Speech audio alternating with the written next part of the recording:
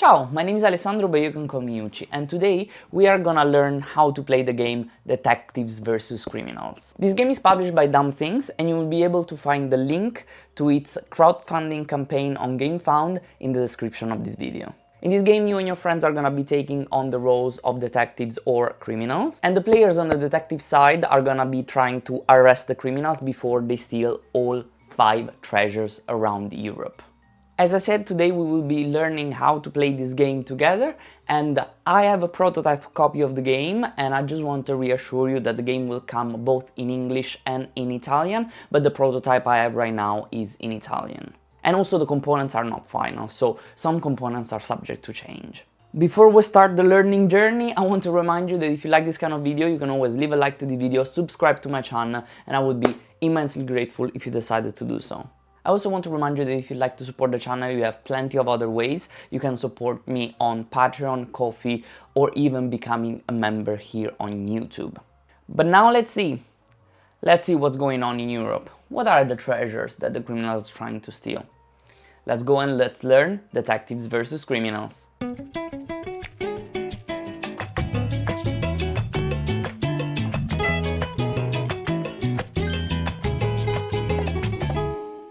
And here we are in the Europe of Detective vs Criminals. For this tutorial we will be taking as an example a game of 4 players, but there will be variants for 2 and 3 players that I will explain at the end of this video. The game is played in teams, of course the team of the detectives that will sit at this end of the table, and the team of the criminals which will sit at this end of the table. And in a 4-player game, of course, it is 2 versus 2. At the beginning of the game, each player chooses a character in between the 4 that are provided with the base game, and in this case, all the 4 players can either be detectives or criminals. So you can pick your favorite character and decide if you're gonna be a criminal or a detective. In some expansions, some of the characters will be tied to specific roles. So if a specific character is tied to the criminal role, you cannot choose that character to be a detective, but you will have to be a criminal. But for the base game, they're very versatile. Pick whichever one you want. Each character comes with their character board, so we will have Zach, Sofia, Naira, and Zoltan. And for this specific example, we will have Naira and Zoltan being the detectives, while we'll have Sofia and Zach being the criminals. Now, on the boards there is written a specific action linked and tied to the character. We will see this a little bit later and we will see an example of one of them. But just so you know, one of the actions you will be able to take in the game is your specific character special action. But for now, we can just remove all of this and we will come back to this later. But now let's go to the important stuff. What is the objective of the game? For the criminals, the objective of the game will be to steal all 5 treasures available in the game. And obviously we will see what are the steps to do so. For the detectives, the goal will be to be able to complete this sequence of 5 handcuff pieces that you will see represented here. And how to do so is basically advancing this track, and every time you pass between the 3rd and the 4th spot of this mark, you will add 1 handcuff piece to the diagram, and so will be closer to completion of your objective. We will also see what are the various ways that the detectives can use to make this track advance faster. So as I said, the characters will be divided into 2 teams, the detectives that will be also controlling some agents, and the criminals which will also be controlling some thugs. So effectively the detective team is comprised by 2 detectives and 4 agents, while the criminals team will be comprised of 2 criminals and 3 thugs. Let's talk a little bit about some important stuff to do in the setup. The first thing is shuffling the DVC deck of cards. We will see some examples from these cards, but for now you will be using this deck to spawn 1 thug and 2 agents. So you reveal the top card, it says Stockholm, so you will be placing the first thug in Stockholm, which is here. I'm gonna remove this because they're not on the board yet. And then you will take the second card, it says Barcelona, you put an agent in Barcelona, and then you'll take the 3rd card and it says Amsterdam, so you will be placing the agent in Amsterdam. Of course, all these characters come with their bases, but for ease of showing you, I'm not gonna be placing them upright, but like laying down. But just so you know, you have the standees. And by the way, this is a prototype copy of the game, so things are subject to change and the quality of components is not the final one. The remaining agents will be placed in the police station, while the remaining thugs will be placed on this section of the board called Hideout. And you discard these cards. Also at the beginning of the game, each player draws 2 of these DVC cards and keep them in their hand. Now teammates are allowed to show each other the hand of cards and strategize together, also thinking about the cards they have in their hand, but obviously the cards are hidden to their opponents. The next step is that each detective decides a city where to start their investigation. So for example, I think you want to be kind of spread out with the agents and the detectives. I think that's what I would do. So I would maybe place this one in Sarajevo and this one in Minsk, so that we have more or less all the areas covered on the board, or at least accessible to a certain extent, right? It is now time to place 2 of the 5 treasures on the board. Only 2 of the treasures will be available on the board at any given time, so the criminals will choose 2 of the treasures, will place them on this section of the board, and the other ones will be set aside to be replacing these ones when these get stolen, so these are set aside. After choosing the treasures, the criminals also draw from this bag of all the possible cities, and they draw tokens just like this. So in this case I have drawn 2 tokens and they will represent 2 cities. In this case we have drawn Vienna and Berlin, so the first treasure will be in Vienna and the second one will be in Berlin. This information is hidden from the detectives, so once you have read what is the city, you actually place it face down on the board instead of keeping it face up, because the detectives are not allowed to know where the treasures are. Each of the criminals will also have one of these notepads where they can write the information about their movement. We will see what that means, but they can also write where the treasures are stored. So for example, in this case, I would write something like diamond in Vienna and ring in, what was it, Berlin? Berlin. So you don't always have to refer to these tokens to know where they are. And these notepads will be hidden behind some player screens, okay? So each of the criminals will have one of these player screens and one of these notepad sheets where they will write the information relevant to them. At this point, the criminals decide in which location they will start the game. And the location they have to choose is a location that is at least 4 spaces away from both treasures. So in this case, we have a treasure, I'm just gonna use these tokens for now, but we have a treasure in Vienna and one in Berlin, so we need to choose a location that is 4 away from both these locations. So for example, I could choose 1, 2, 3, 4 away would be Marseille, okay? Now keep in mind that 4 away cannot be 1, 2, 3, 4, cannot be Paris, because this Paris would be actually only 1, 2, 3 away from the other treasure, even if it's 4 away from Vienna. Well, this seems like a great time to tell you that I don't know how to count, because actually Paris is only distant 3 from Vienna 2 if we're following this other route that I'm highlighting right now. But you understood the concept, it needs to be 4 away from either city. So let's suppose one of us starts in Marseille and the other one maybe starts on the other side of the board, maybe 1, 2, 3, 4 in Odessa, something like that. And I did it again because Odessa is 4 away from Berlin, but it is not 4 away from Vienna. I'm so sorry, I don't know, maybe I really don't know how to count, but if you follow this other path that is highlighted right now, you will be able to see that Odessa is not 4 away from Vienna. I should have probably chosen Istanbul instead.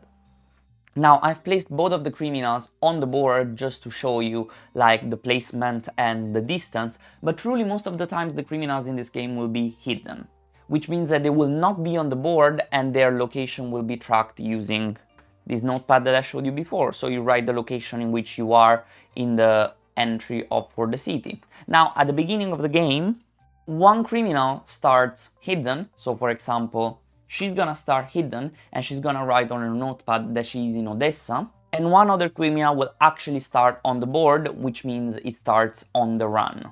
Also, the other criminal will still write their location in the notepad, so this criminal here will write Marseille, with the difference that is actually gonna be on the board, so his location is gonna be public to everybody, to the detectives basically, while this criminal's location is hidden from the detectives.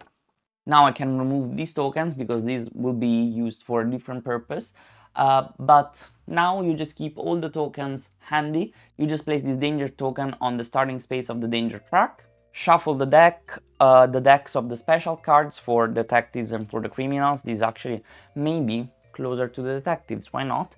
And you're ready to begin. Let's talk about the round sequence in this game. Because this is a round-based game, and therefore in each round you will have 3 phases. The first one will be the criminal phase, where the criminals and the thugs will activate one at a time in whichever order of the criminal's choice. Each criminal will be allowed to take 4 actions, while each thug will be allowed to take 2 actions. After that phase there is the event card phase, and in that case you just flip one of the event card and resolve what it says. Now this prototype came in Italian, but the actual game will be only in English, so you're lucky, I'm Italian, I know Italian, so I can translate it to you. But for example, in here it says the criminals can move one agent in a neighboring city. So in this case, the criminals will be able to move one agent in whichever direction they want. Probably in this case you want to move this away in this direction because, you know, it's too close to the detective. And then you always move the danger token at least one space in this phase. And there are also some cards that will tell you to reshuffle all the decks, so you take the discard pile and reshuffle it into the event deck. But this is how the event phase actually works, nothing more than that. There is also some flavor text that I skipped, but you can read it, it's interesting. After the event phase, there is the detective phase, where each detective and agent on the board will activate in the order of the detective's choosing. And again, each detective will have 4 actions, while each agent will have 2 actions. Now we will learn about all the different type of actions that each detective, agent, thug, criminal can take in this game. But since there are a lot of types of actions, I just want to reassure you that you will have available to you these player boards that will have a recap of all the possible actions that you have. There will be one for the criminals. You will have in this side all the actions the criminals can take, 4 per round, all the cards action and what they mean, and all the actions that the agents can take. And the same will be for the detectives, the detective possible actions, the agent possible actions, and what the card means to them. So don't worry, you don't need to remember which actions can be done by which character and so on. You will have everything printed on the boards. But now let's move on and let's talk about the first type of action, which is also like one of the most important ones, which is moving. The move action can be taken by any type of character: detective, criminals, agents, thugs, all of them can move on the board, obviously. And movement depends on the type of road you are using. So for example, if you're using the railroad, which is this red thick line, then you can move up to 3 locations away. If you're using a paved road, which is one of these yellow lines, you can move up to 2 locations away. But if you're using one of these dotted line roads, then you can only move 1 location away. These are considered dirt roads or sea routes. Now, one important thing is that you cannot switch the type of road you are using for your movement. If I start moving on the railway, I can only move on the railway. If I start moving on the paved road, I can only move on paved roads, and so on. So a movement such as moving to Riga and then moving to St. Petersburg is illegal, because even if I started on a paved road and I would have like 2 movements, then I cannot go to a dirt road because I need to stay on the paved road. So there's no other option for me if I go up to Riga to move again. And that is because you cannot backtrack, so you cannot move again on a path that you have already crossed. Another important thing, as this is usually like most important for the criminals that are hidden, whenever you declare a move action, you actually have to move at least 1 space. You cannot stay in the same city.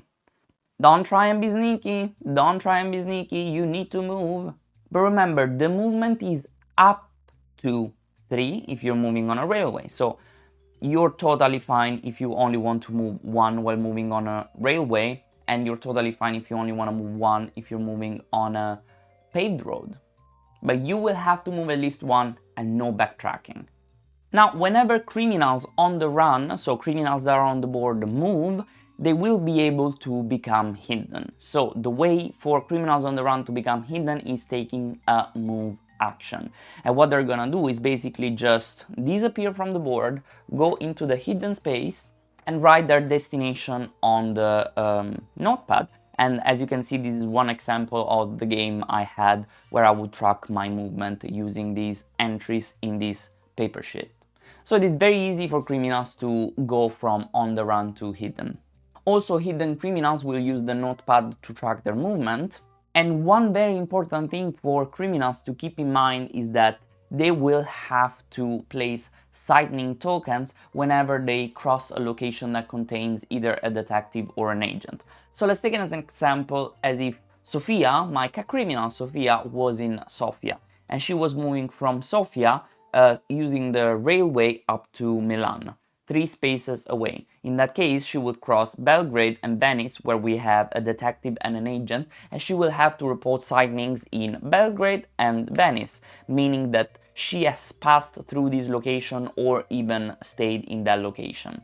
This would also happen if the detective were in Sofia. So if she's departing from Sofia, she would have to report a signing in Sofia too.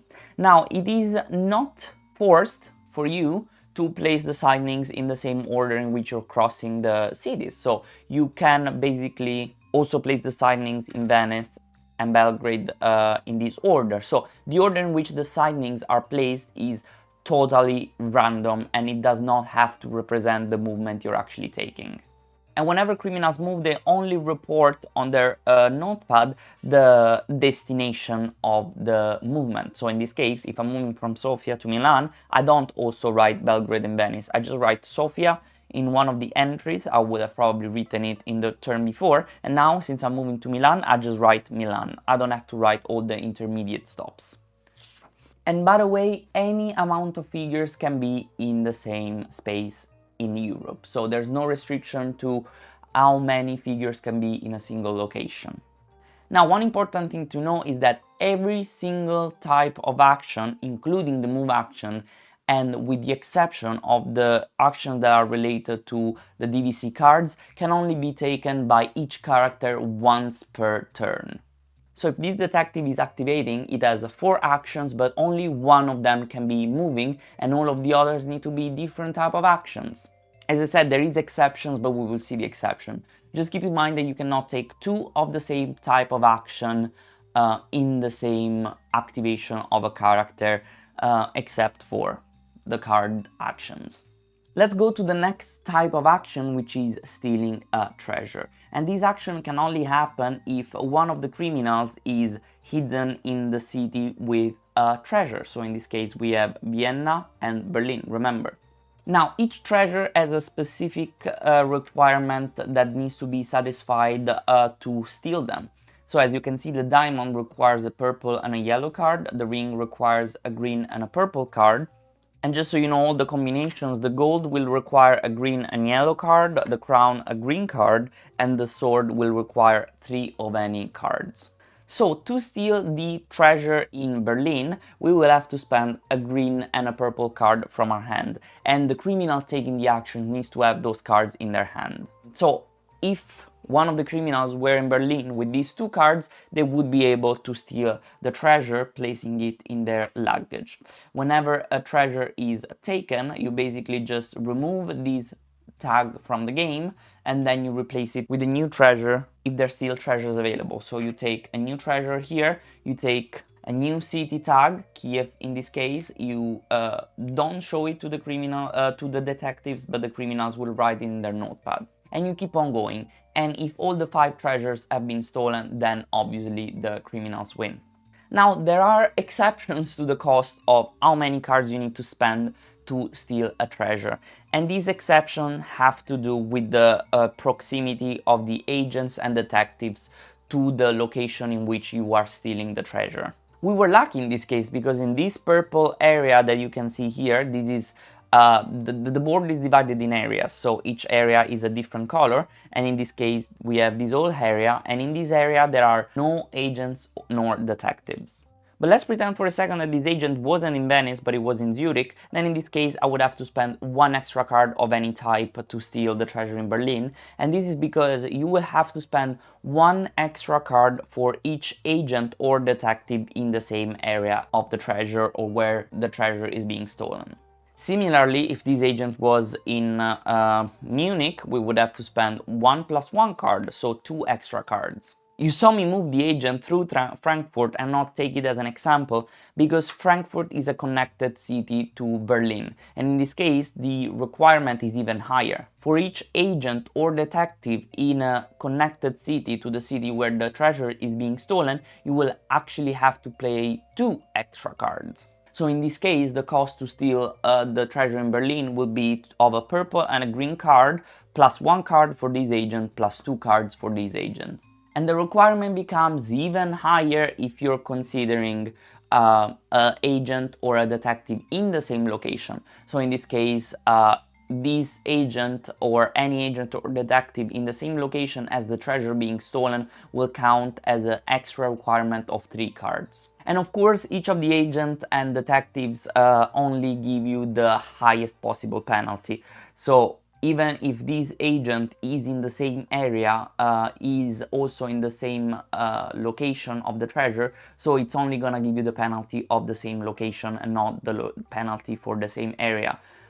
They're not cumulative in the sense that one agent and one detective can only give you one of the penalty and it gives you the highest one, but they are cumulative in the sense that multiple agents and multiple detectives can give you different penalties and extra requirements. So just to be extra clear, if I place a detective here, in this case, you would have to spend the requirement for the treasure, so in this case, these 2 cards, plus 3 because there is an agent here, plus 2 because there is a detective here, plus 1 because there is an agent in the same area. So agent in the same area, detective in a connected location, agent in the same location. Now let's reset our situation here a little bit more free around Berlin. Let's suppose that we have actually stolen the treasure in Berlin, and in that case we would be on the run. The moment you steal a treasure, you will be a criminal on the run, so you will be placed on the board and everybody will know where you have stolen the treasure from. A strategy tip for stealing treasures that is also written in the rulebook is that you might want to be already in the location with the treasure at the beginning of your turn, so that after you have stolen the treasure and you are placed on the board and you are on the run, you can take the move action to be hidden again. And you don't want to be on the run because this will help this danger truck move across faster. But this is just a strategy tip, nothing prevents you from moving to the location and then stealing a treasure. It's just that you don't want to be on the run when the detective phase comes. But this is all for the steal a treasure kind of action. Now, let's talk about how can the detectives and agents help identify the location of the criminals. There is an action called investigate, and this is an action that both detective and agents can take, and the investigate action is performed in the location of where the detective or the agent is. So if this agent is investigating, then they will investigate in Zurich because this is the location where they are at the moment. And investigating just means asking both of the criminals if they are in that location. In this case, the criminals will have to look at their movement sheet and they will have to look at their last 2 entries. If their second to last entry is the city that has been mentioned, they will have to say that they passed through that location on the last round. On the other hand, if they are on the location in this very moment, in the location that is being investigated, they will be revealed and they will be on the run in that location. This will also advance the danger track, but again, we will talk about all the possible ways in which the danger track will advance a little bit later. And this is all for the investigate action. But now, let's bring back our criminal hidden, shall we? This seems to me like the perfect opportunity to learn how to use these little tokens that come with the game. These little question mark tokens, they are double-sided. On one side they are yellow, on the other side they are red. You might wonder why. Well, let me teach you how to use them. So let's look at a different example. Let's pretend that the detective here is investigating in Venice, and the player impersonating Sofia tells the detective, yes, I have been there on my last turn. So we know that Sofia has been in Venice the last turn, and she only has moved once since then. This is where these tokens become very handy, because these can help us track the position and the locations of the several criminals. So if Sofia has moved from Venice, we know that she could have moved through the railway, so she could be in Milan, she could be in Paris, she could be in Belgrade, she could be in Sofia, but she could also be in Istanbul, because she could have moved 1, 2, 3. Yes, she can be. She could have moved through paved roads, so we know that she could have gone to Munich through a paved road and then moved either to Zurich or to Vienna or to Frankfurt. We also know she could have moved towards Rome, and then she could have moved to Palermo, still through the paved roads. Or lastly, she could have taken the last route, which is the dirt road, and she could have moved to Sarajevo. So now we have a full overview of all the locations which Sofia can actually be. Now, obviously taken an extreme case where there is a lot of connections, but this is how basically you can use these tokens. And the reason why they are double-sided is because you can choose to assign one color to one of the criminal and the other color to the other criminal and track both of their movements. So if you know Sofia is red, but you want the other criminal also to be tracked and you already know some information about it, so for example that it can either be in Barcelona or Madrid, you can put it on the yellow side and mark it just like that. And this is basically how you would use these tokens to mark the possible locations of the hidden criminals around Europe. But now let's remove all these tokens and let's go back. Now, an action that is reserved only to agent and thugs that you might have understood are like some sort of minions for the detective team and the criminals team is planning. As you can see, there are these 3 spots for the criminals team and these 3 spots here for the detective team, and these are called planning areas. Whenever a thug is planning, they draw one of the cards from the DVC deck and they place it in the planning area of the criminals team. Whenever an agent is planning, they will place a card instead on the detective team planning area. And that's basically what the planning action does. If the planning area is full, and let's say a thug is planning when there is this situation, they can just discard one of the cards in the planning area and replace it with a new card. We will see why planning can be important when we talk about some other actions, but for now, just letting you know, these will give you options and will let you see which cards can be taken for the purposes of what you need to do. The next action we need to talk about is fighting, and each type of character in the game can fight. Now, one important thing to note is that hidden criminals cannot fight, cannot start a fight and cannot be fought. So the criminals need to be on the run to be able to fight. And most of the times you don't want to fight with criminals, you just want to spend your actions doing something different with your criminals. To fight, 2 opponent units need to be in the same location, so in this case we're making a thug fight against the detective. You just need to declare the fight and roll the fight die. A miss! Okay, this die has 6 faces. As I said, this is a prototype, so this is like just stitched, like, you know, they just put stickers on it. But this is a miss, which means nothing happens. Then there are 2 faces with a hit, and there are 3 faces with a movement icon. So, as just a recap, 1 miss, 2 hits, and 3 move. Whenever the hit is rolled, what happens is a little bit different depending on if the character that is being hit is a detective, a criminal, or an agent or a thug. Let's actually start with the easy cases. If the character that is being hit is an agent, they just go off the board and they go back to the police station. If the character being hit is the thug, then the thug goes back into the hideout and is removed from the board. So very easy, very simple. But now let's go to the a little bit more complex case of having a detective being attacked. If a detective is being attacked, they discard 2 random cards from their hand.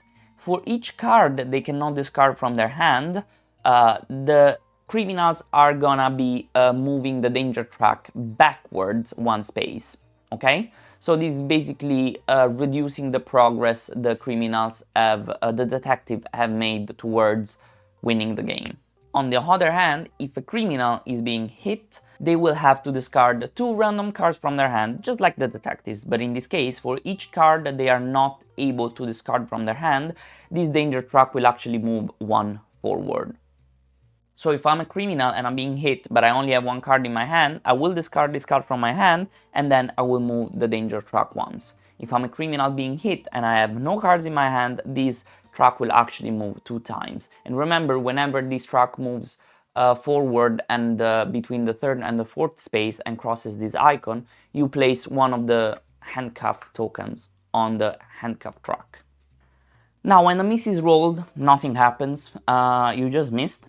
When the threaten action is rolled, then in that case you are allowed to move the opposing unit to one adjacent city of your choice. So in this case I can move the detective to Moscow, far away from me.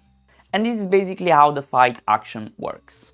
Now let's talk about all the actions related to the DVC deck and DVC cards, okay? By the way, the discard pile that I was creating is actually face up. Now, the actions you can take when dealing with cards is drawing a card. So, if you want to spend an action, you can just draw a card and put it in your hand. Remember, you have a hard limit of 5 cards in hand, so if you already have 5 cards in hand, you cannot draw any more cards. Another option you have is to take a card from the planning area. So you just choose the card from the planning area and you just draw it in your hand, just like this. Another option you have is that you can discard a card from your hand, and this is mainly because if you have already 5 cards in your hand and you cannot draw anymore, but these are not the cards you need to actually get a treasure or something, then you can discard a card from your hand as an action. It is very inefficient, try not to do that, but you have this option. The last option you have with this DVC card is playing a card for its effect. So, as you might have recognized, there are 3 types of colors. There is yellow, purple and green cards, and each of them have a different ability tied to them when they are played for their effect. The green cards allow you to move to a connecting city. So if a detective is playing this card, then you can move to a connecting city without having to spend a move action. This is not a move action. You cannot, for example, choose to move 3 spaces with this card. This is only move to a connecting location. So even if you're using a railway, you can only move 1 space. The second type of card is the yellow cards. If you play this from your hand, you are allowed to move an agent from to an adjacent city. So wherever they are, you choose an agent and you move them to an adjacent city. These 2 actions can be taken equally in the same way from detective and criminals. And this is also a way how criminals can move away agents from the areas where they're trying to steal treasures, okay? Using these yellow cards can be very helpful in that case. Now the third type of card is the purple cards, and these cards has a different effects depending if you're playing as a criminal or as a detective. If you're playing as a criminal, then this allows you to move a thug in a connecting location. So very similar to the yellow card, but in this case you're moving thugs instead of agents. If you're using the card as a detective, then in this case, you are allowed to investigate in a connecting location. So you choose one of the connecting locations to your location and you can decide to investigate there. And this is a way that the detective have to investigate more than once in their turn. So they can take an investigate action just as normal, using an action, but then remember, you cannot repeat the investigate action. But what you can do is playing a purple card and playing the investigate from the purple card. That is allowed.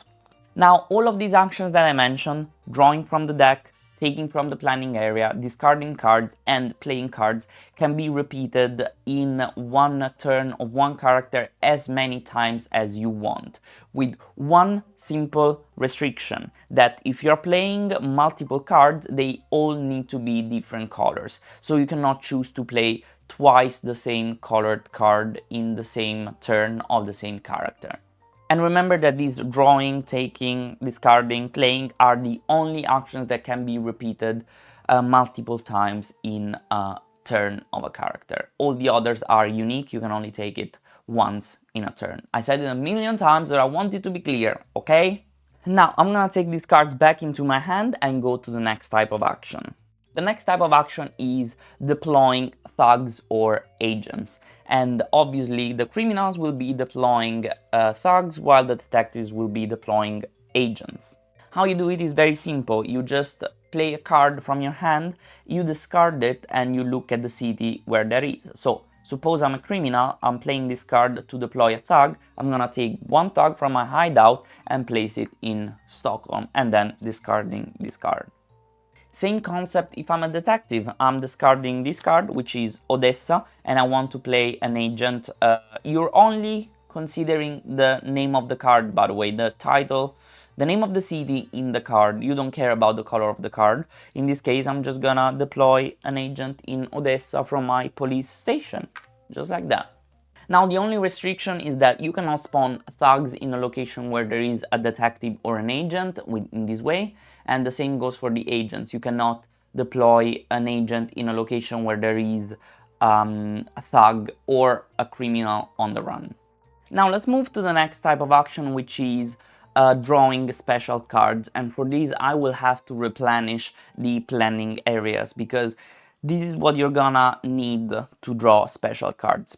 As you might have seen, there are these two special deck of cards, one linked to the detectives and one linked to the criminals. These are very powerful cards that will let you do very powerful actions. And how to take some of them is different if you're in the criminal or detective team. The criminals just need to discard the two cards from their planning area and they're gonna be able to draw this card. This card will be available for both criminals to be used in their turns as an action. The same goes for the detectives, but in this case they will have to spend the three cards from their planning area to draw one of their special cards. This card will be available for each detective to be used as an action during their turn. And just to show you an example, even if it's in Italian, I'm gonna translate. This is the air balloon card, and it tells you that you can discard a DVC card to move your detective in the indicated city. This is fast travel, this is teleportation, this is very powerful, and the criminals also have a very similar card that has also the same title in their deck. So, just to make you understand how powerful these cards can be. I've talked about how to draw special cards, and as an action, of course, during your turn, you can also play special action cards. And both of these actions, the drawing and playing these special cards, is only reserved to detective and criminals. Thugs and agents cannot draw or play special cards. Another possible action that each character can take is activating their special action on the card. As I said briefly at the beginning of the teach, each character will come with one character card where there is like some description about who they are. There is also a special ability they can take, and also there are symbols that can tell you if they can be used as detectives, so with the magnifying glass, or as criminals with the little mask. So in this case, Sophia can either be a detective or a criminal, and in our game, in our example, she's a criminal.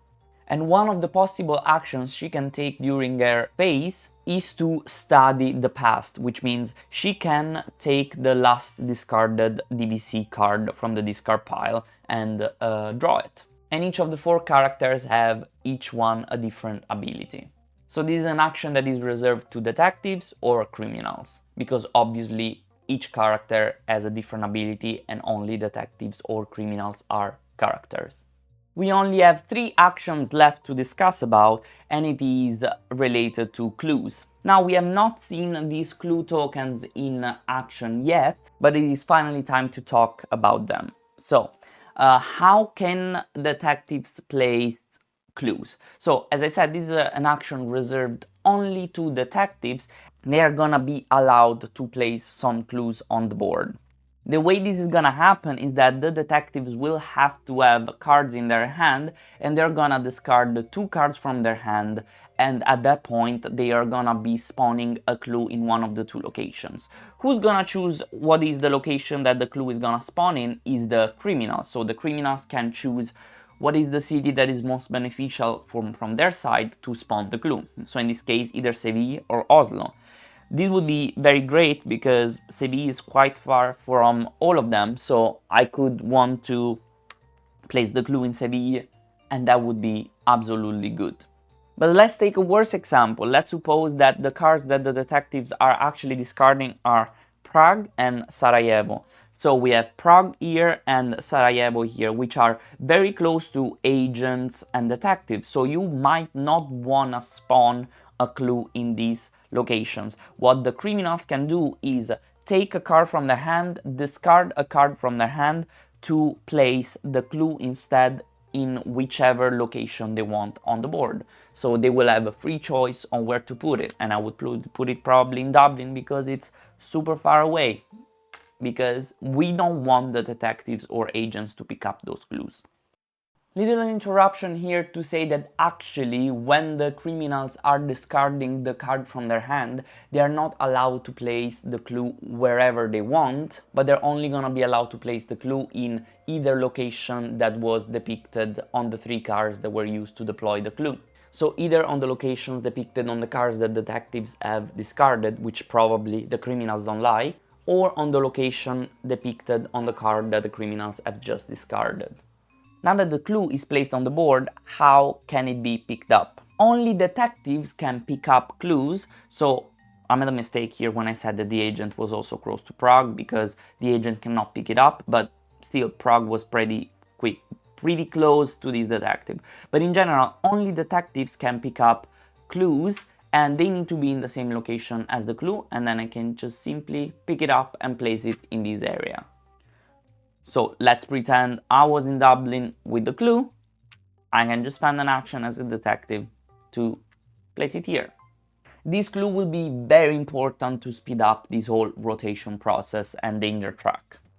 What agent and tanks can do to mess up with the clue or even help the clue to get to the detectives is that they can move the clue to a connecting location. So if an agent is taking an action to move a clue to a connecting city, they would probably try to move the city closer to a detective. So in this case, to this detective here. If a thug is taking this action, they would probably want to move the clue away from the detective. So they would probably move it to Berlin, which is farther away from this detective.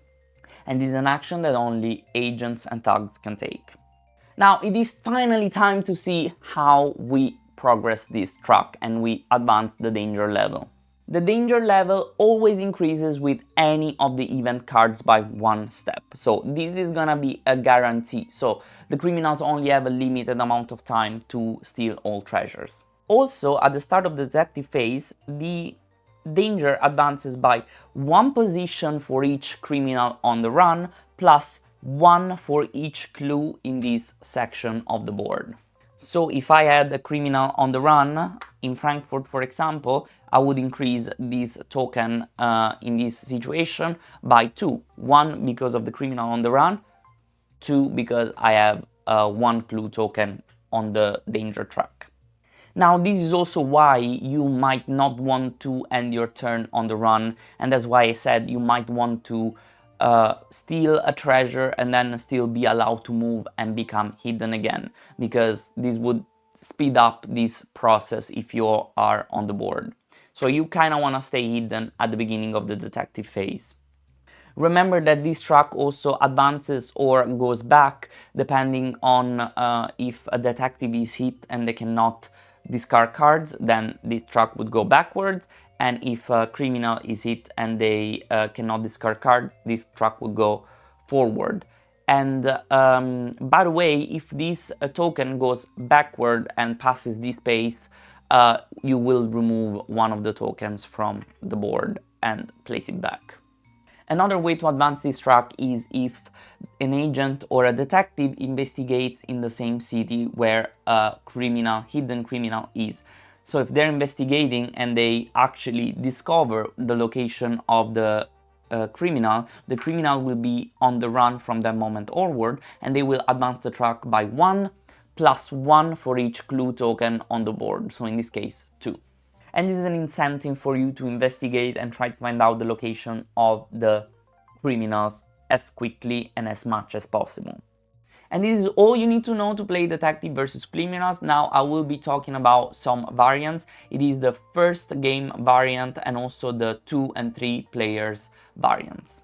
During your first game, you can decide to have a shorter game, and this would mean that you will already start with 2 of these handcuff tokens already placed on the board.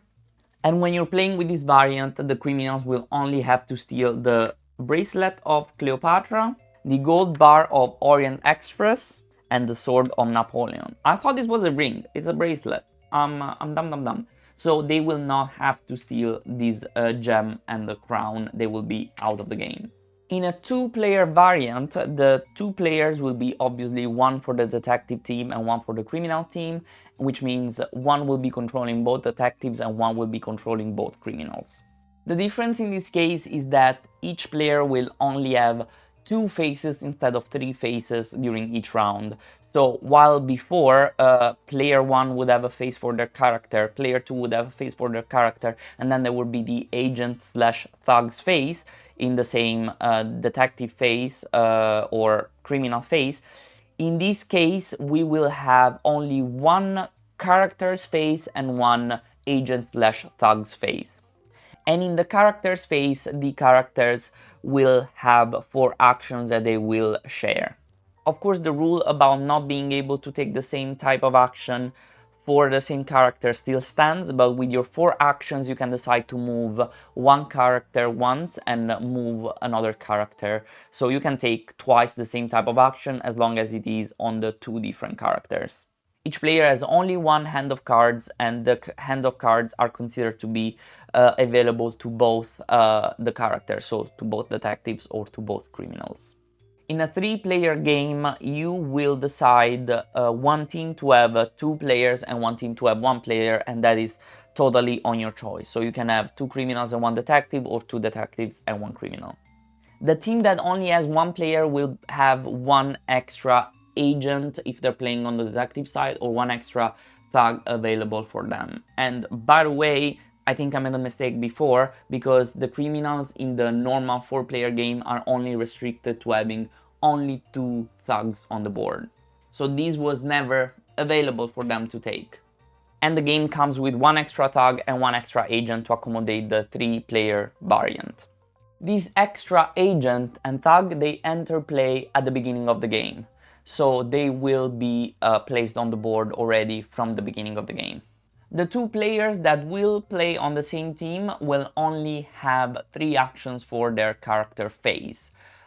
So if there are 2 detectives, the 2 detectives character will only have 3 actions instead of 4. On the other hand, the same goes for the criminals. If there are 2 criminals, the 2 criminals will only have 3 actions instead of 4. And lastly, if there is only 1 criminal, they will start on the run and placed on the board. So there will be no hidden criminal at the beginning of the game. But yes, now this is truly everything you need to know to play Detective versus Criminals. Well, this was all. This was Detectives versus Criminals. I remember that if you enjoyed the game found link for the campaign for it is gonna be in the description below. And if you like this video, you can leave a like, subscribe to my channel, and yada yada yada. You do all the nice stuff. Thank you so much for watching, and I hope to see you soon on this channel, and ciao ciao!